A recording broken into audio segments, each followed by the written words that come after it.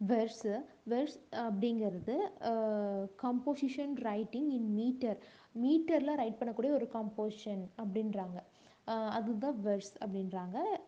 Writing arranged in lines which have a definite rhyme.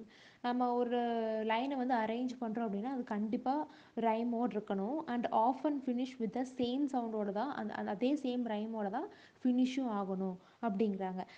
அப்புறம் group of lines which form ஒரு verse அப்படிங்கிறது ஒரு group of line. அது எது ஃபார்ம் பண்ணால் ஒரு ஒரு சாங்கை ஒரு ஒன் பார்ட் ஆஃப் சாங்கை ஃபார்ம் பண்ணலாம், இல்லை ஒன் பார்ட் ஆஃப் போயமை ஃபார்ம் பண்ணலாம் அப்படிங்கிறாங்க.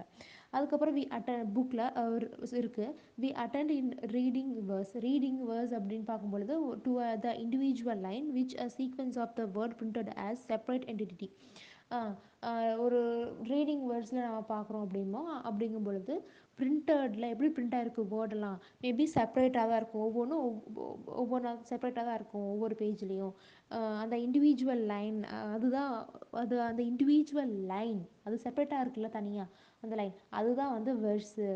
லைனாக செப்பரேட்டாக இருக்கணும். இது ஒரு லைன் நம்மளுக்கு தெரியுதுல்ல, அந்த செப்பரேஷனை சொல்கிறாங்க. அதுதான் வெர்ஸ் அப்படிங்கிறாங்க. மீட்டரில் இப்போ ஒரு ஒரு ஒரு மீட்டர் இஸ் டிட்டர்மைன். மீட்டர் எப்படி டிட்டர்மைன் ஆகுது? ஒரு வெர்ஸில் தான் டிட்டர்மைன் ஆகுது. அந்த வேர்ஸ் லைனில் அந்த சிலபல் எப்படி இருக்கணும், அந்த வேர்ட் சிலபல் எப்படி இருக்கணும்னா ஸ்ட்ராங், அந்த எந்த மாதிரி பேட்டர்னில் இருக்கணும்னா ஸ்ட்ராங்கர் அண்ட் வீக்கர் ஸ்டேஜில் இருக்கணும். ஸ்ட்ராங்கர் அப்படின்னு என்ன?